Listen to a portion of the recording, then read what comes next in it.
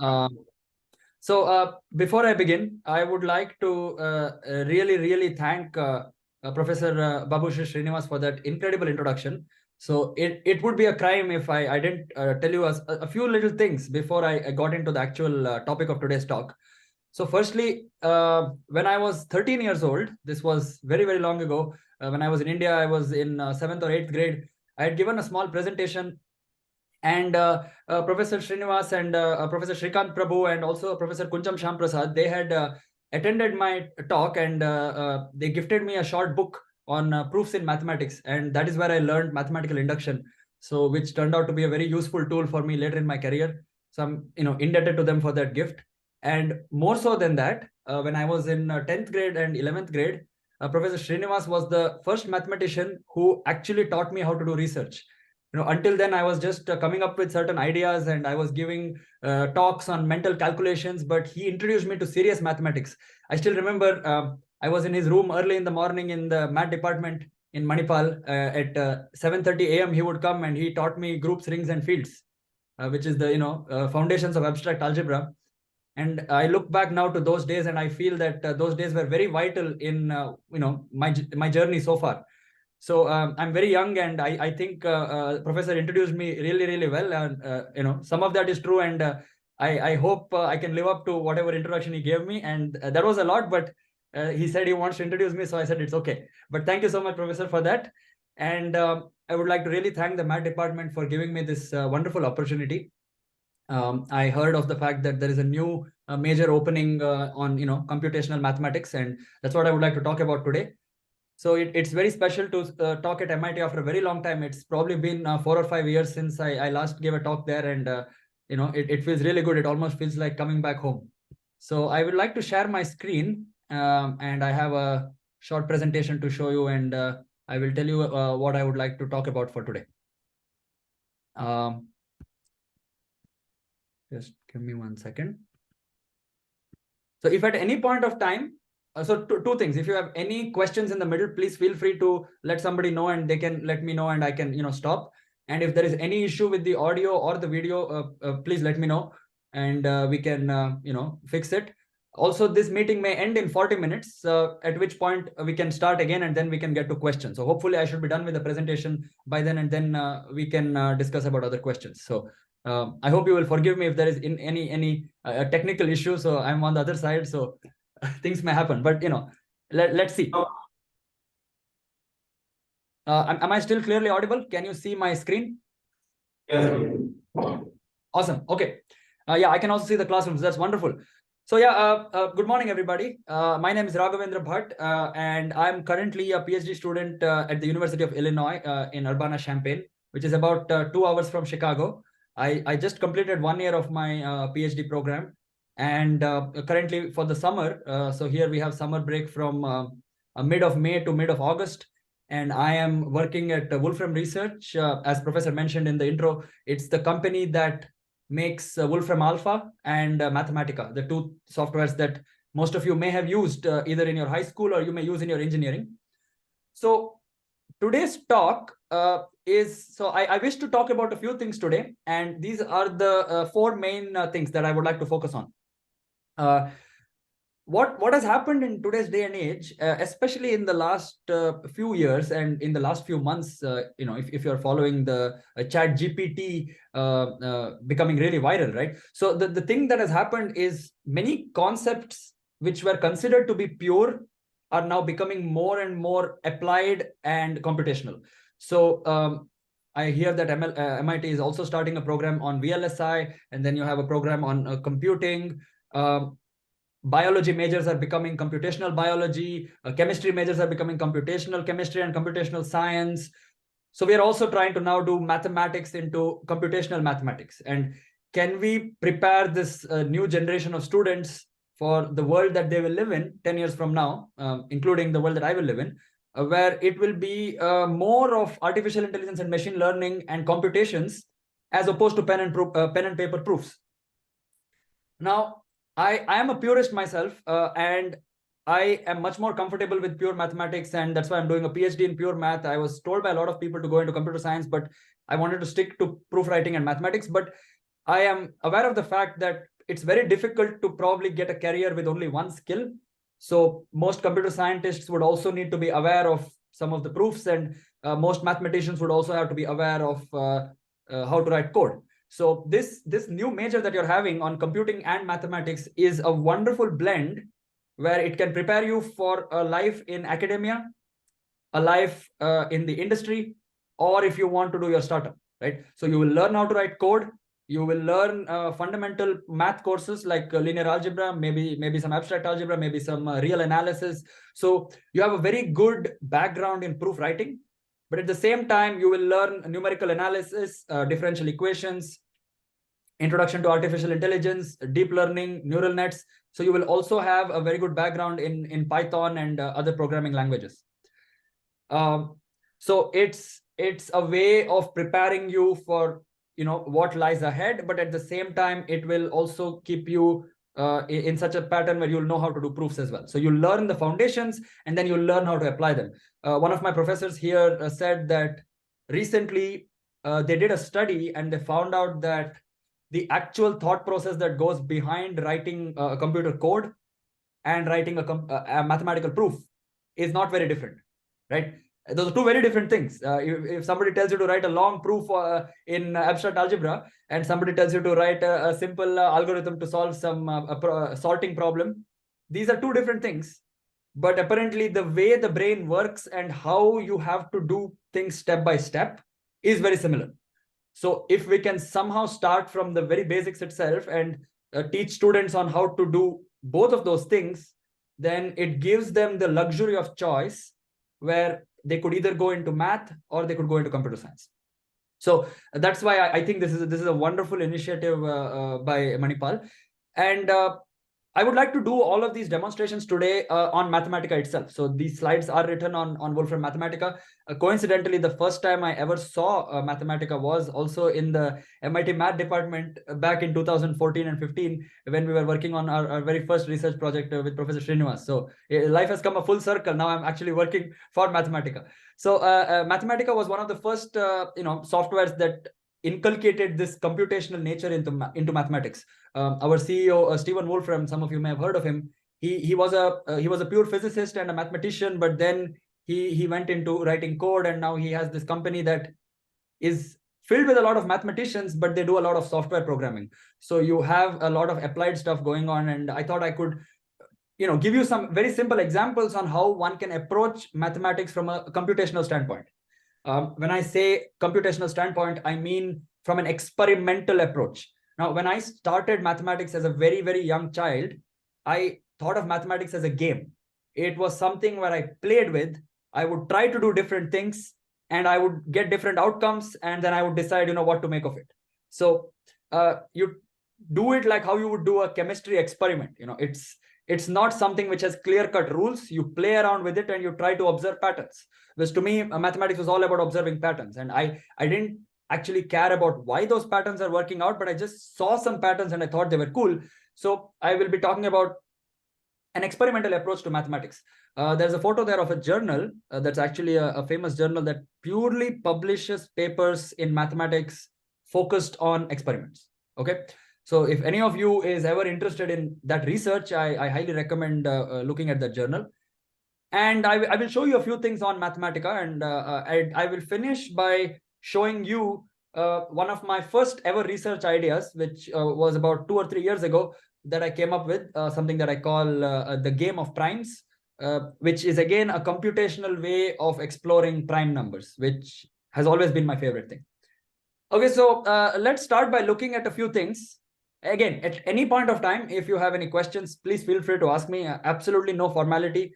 I would be very encouraged if you keep asking me questions. So I would like to show you a few things on Mathematica, and some of you may not have seen Mathematica before, so this may serve as a good introduction. The whole point of Mathematica was, can we come up with code that doesn't seem like code? It should seem like you're kind of talking to the computer and you're asking the computer to do something for you, and you can kind of go back and forth. That is why ChatGPT is so famous. People can talk to it. You can tell it to do something, it will give you a response, and then you can communicate with it. That's why Google became the biggest company when it came out, that it was the search engine made it very popular, right? You can communicate with the computer. The human computer interaction element is what made these things really popular. And Mathematica tries to do that. It tries to write functions and code with more focus on the language than on the syntax. Because some other programming languages like maybe C++ and Java, which are also object-oriented code writing, you may have a lot of syntax and you may have to remember how to write different things. Whereas with Mathematica, you don't have to do that. So I'll show you a few simple functions. Some of these are very simple, some of these are very interesting. So I just wanted to show you 8 things that I like a lot. To be very frank, I have been with Wolfram for only about a year now, and I'm not really the expert on Mathematica, but these are few things that I found really cool. And I'm working on a few research projects like the game of primes, for which Mathematica has been really useful to me. And I think this will give you a trailer as to how you could explore mathematics in a computational / experimental way. So here's a function called prime q. What it does is it tells you whether a number is prime or not. That's all it does. So if I execute the code, it gives me true. Instead of 19, if I had 18, it would give me false, because 19 is a prime number and 18 is not. For those of you who may not know what a prime number is, it's a natural number that has only 2 factors, the number itself and the number 1. So it has exactly 2 factors, like 2, 3, 5, 7, and so on. I find this function very useful. And the thing is, in other coding languages, you may have had to write something on your own to even get to this point. Whereas in Mathematica, we have a lot of inbuilt functions that will make your life really easy if you want to play around. If you're writing on Python, you may have had to write a loop or verify all its factors and check how many factors it has, or which number is divisible, which number is not. But here you have this straightforward function. Another very useful function is this prime pi. What it does is you input a number and it tells you how many prime numbers exist smaller than that number. So if I do prime pi of 100, it says 25 because there are 25 prime numbers smaller than 100. Again, this is not a very easy thing to calculate. If you were trying to write this from the very start, it would be really difficult to come up with this code. You have to keep track of all the prime numbers. You have to check all the prime numbers, and then you have to count all of them and go incrementally. There are very, very good formulas in mathematics that can give you these results, but they're approximate results. But this is an exact formula. So if I do prime pi of 10, it gives me 4, because I have 4 prime numbers smaller than 10, which are 2, 3, 5, and 7. Just out of curiosity, let's see what it gives if I do prime pi of 2. It just gives me 1, because 2 is the only prime number which is lesser than or equal to 2. I'm just going to try prime pi of 1, and it says 0. There is no prime number lesser than or equal to 1. So if anybody has any questions, feel free to ask. The prime pi of 10,000 is 1,229. It's interesting, right? There are almost 1/8 of all the numbers up to 10,000 are primes, because you have more than 1,200 prime numbers. Okay, let's look at this GCD function, which calculates the greatest common divisor between 2 numbers. Again, a very useful thing if you are doing some elementary course in number theory or introduction to discrete mathematics. It happens to be 1. I mean, who would have predicted? You have a 5-digit number and a 7-digit number, but their greatest common divisor is 1. Let's put some other number. Maybe I'll put 25,966. I just multiplied this number by 2. So now their GCD is 12,983. So this is again a cool function. Okay, so now these are simple functions where you put a number, you get an output. But Mathematica can do much more. One of the key elements of making mathematics more computational focused and experimental focused is to facilitate visualizations. Why is it that a lot of people find mathematics and pure mathematics hard?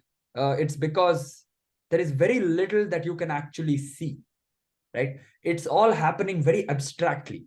When you start mathematics in maybe 2nd grade or 3rd grade, you see numbers and they say, oh, these are 3 oranges, these are 5 trees, 10 chocolates in one person's hand. So there is some explanation going on. But as you get into slightly more complicated terminologies, things get very abstract. So to somebody who is not an expert in the field, it's very difficult to understand what exactly is going on. This is not the case with other subjects. Now, you're in physics, you can actually see. You'll see pictures of the black hole. You'll see the Hubble telescope. If you're a chemistry major, you can actually see the titration. You'll see the color changing. You'll see different elements. You can see their temperature. Even for a computer scientist, he can actually see his code working and he can make things happen. And it's very interactive and tangible, whereas mathematics is abstract. So one way of making it more accessible to different people and interesting is to have a lot of visualizations. Right now, I'm going to use this plot function. All it does is going to plot the sine wave for between 0 and 6 pi, and I get a beautiful a sine wave diagram. And there are some other things that I will show you here, where visually looking at something in mathematics makes it much, much more understandable. Now you can actually see the sine wave function, and now it's easy to remember, why sine of 0 would be something, or sine of 2 pi would be something, or sine of pi over 2 would be something. You don't have to memorize it. You can actually do these visualizations and tackle different concepts in mathematics. Right, let's look at one more thing. This is a divisors function. It just lists all the divisors of a number. So for the number 15, I have 4 divisors, 1, 3, 5, and 15. So what I will do is I will try to plot how many divisors each number has all the way up to 100. So 15 has 4 divisors. Let's see some other number. 20 has 6 divisors. A very highly composite number like 360 may have a lot of divisors. So I'm just curious. I want to see how many divisors exist for different numbers. So I'm going to write this code here. So I have discrete plot, and I will plot the length of divisors for every number all the way up to 1000. So this is very intuitive code. I have no loop here. There's nothing to remember. I'm just saying plot the length for all n all the way up to 1000. So, I mean, maybe you have to get used to it a little bit, but the learning curve is very, very fast. You do this for some time and it comes naturally to you. So we plot this and we get this beautiful plot. We see how this plot is the example as to why prime numbers are such a mystery to solve. People don't have a very good idea of how composite numbers and prime numbers are distributed. So you see, it's a very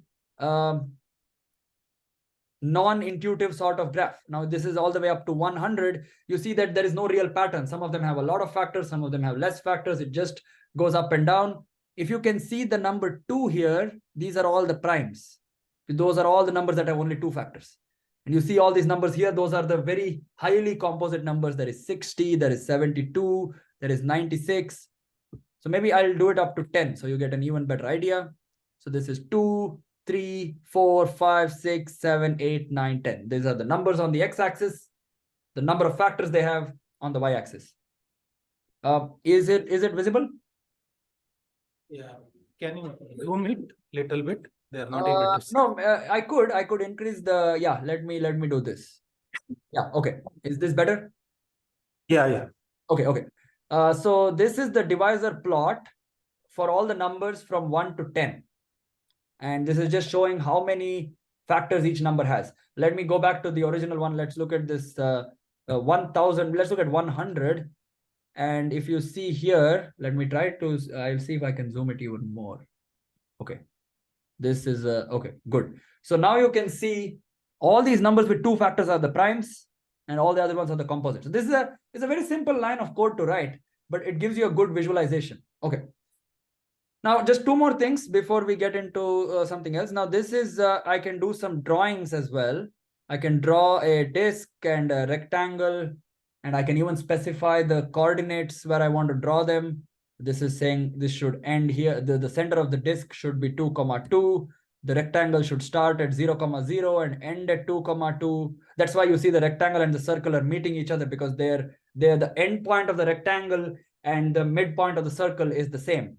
And I could also draw a polygon. These are the 4 vertices of the polygon that I've specified, and this is how the polygon would look like if you wanted it like that. I could add another vertex. Let's say I want it to be somewhere else, and we'll get a very funny looking shape. So yeah, let's get back to some concrete examples. The thing is, you can do a lot of things like this. You can just look up Wolfram helper functions and you can play around. it makes mathematics more intuitive. People who like to play games, people who are more into coding, people who don't like, oh, I don't want to sit and write a long proof with the pencil and paper. You don't have to do that. You can actually see the proofs happening. There is one beautiful visualization of the Pythagoras theorem. And if I get time, maybe I can show it at the end. But there is a beautiful visualization of why the Pythagoras theorem works. And you can look at it completely visually. There's no abstract proof involved.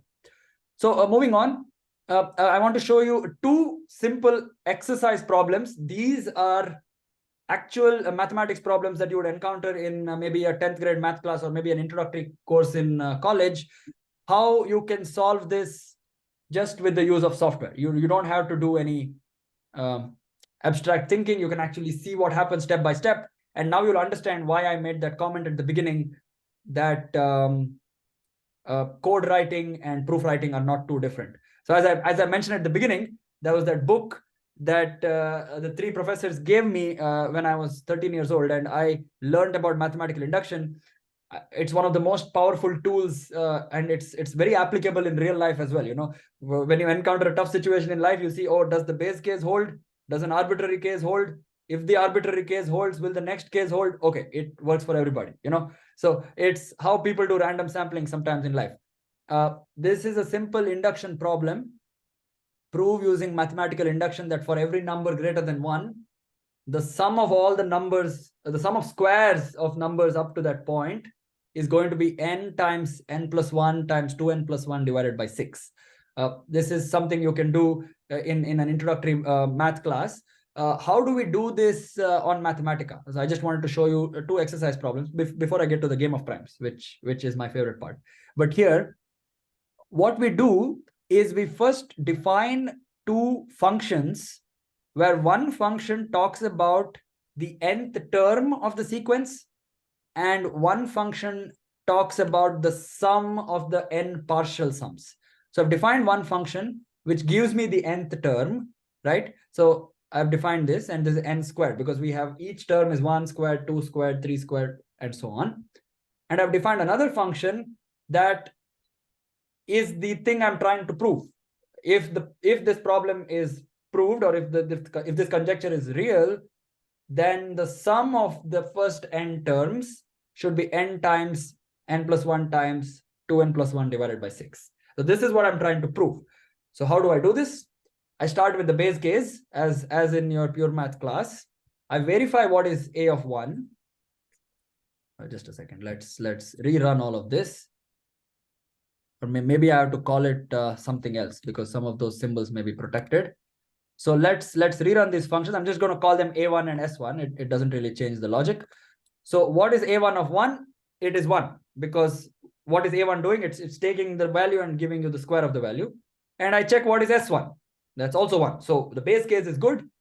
And what we try to do now is we see if the induction hypothesis holds. How do you do induction? You first verify the base case, then you assume that it works all the way up to a certain point, and then you see that if it works up to that point of time, will it work for the next number? Right? That's the whole point of induction. So if I do a1 of n for some random n, it is n squared because that's how we defined it. If I do s1 of n for some random number, it should be n times 1 plus n times 1 plus 2n by 6 because that's what I assume. So given this, what can I do? Can I take the nth partial sum and add to it the n plus 1th term to get the first n plus 1 partial sums? What do I get? I get some complicated algebraic expression. I'm not worried about it. But then I see if that's the same thing I would get for the first n plus 1 partial sum, and I get the same number. And I verified using mathematical induction that this works. Which part of this is complicated to do on paper versus on computer is these last two steps. All of this can be done in your head. That's not a difficulty. This is the part where things can get complicated, because here you are multiplying or adding two complicated algebraic expressions. Now, this may have been a simple problem. Things may get a little messier for some harder problems, and you may, shy away from the paper at that point. But here, since you've already written a function for S and for A, all you have to do is add them up and you get this. and then you verify that the function for n plus 1 gives you the same. So you've proved it using mathematical induction. So this is a simple proof that becomes even simpler if you do it using software. A second example that I want to show you is this problem, which is even simple problem, but there is a very, I find this very neat on how you can do this very quickly using code. So the problem is as follows. Suppose I have a lot of dollar bills, or maybe I should make this a rupee bills at my disposal, rupee notes. Let's do it. Keeping in mind the audience, how many ways can I group them into stacks such that I have a total of 7,256 rupees? Meaning what I'm basically trying to do here is, if I have 1 rupee notes, a lot of them, and I want to do a total of 7,256, in how many different ways can I do it, right? Essentially, one example would be I keep 1 rupee, 1 rupee, 1 rupee, 1 rupee, 1 rupee, 7,256 times. Another way I would do is I would keep 2 rupees together, 2 rupees together, 2 rupees together, and so on. Or I could keep all 7,256 in one bundle. So this is actually trying to solve for the factors of the number. It's just trying to list all the factors and list all the divisors of those factors, or what is the number that you should multiply to that factor to get the number. So how do we do this using code? I don't actually want to do this long division and find all the factors of this large number. What I do is I first get all the divisors of this number. You may recollect that a few minutes ago I showed you this function, right? So I first get all the divisors. Okay, so I have 1, 2, 4, 8.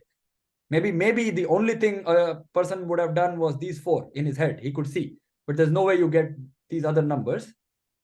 And then what I will do is I will define another variable b of the same things, but I'll reverse them. So now I have 7,256, 3,628, 1814, and so on. And what I will do is I will transpose the two lists together. So what that does, it picks 1 and it pairs it with 7,256. It picks 2 and it pairs it with 3,628. It picks 4 and it pairs it with the 1,814. So I got my answer, right? These are all the different ways. Each of these elements in this list is a legitimate way of dividing the money into different stacks. You see that this is basically symmetrical. Once it reaches a certain point, you just reverse all of them. But this is a very simple way where you can actually do this in one line of code. I didn't have to define 2 different things and transpose them. I could straight away write one line where I do the transpose of the divisors and the reverse of the divisors. I run it together and I get the same answer. So in one line of code, I get all these combinations. This may look like it's trivial, but if the number is large, this kind of things can get complicated. And this was a very simple example of dividing money, but there may be more complicated things that happen in real life, and software makes it easier. Okay, before I go to the game of primes, if anybody has very quick questions, you are free to ask me. I will wait for a couple of minutes. And if people want to ask me anything, or there was something that I said, I generally have a tendency of speaking fast.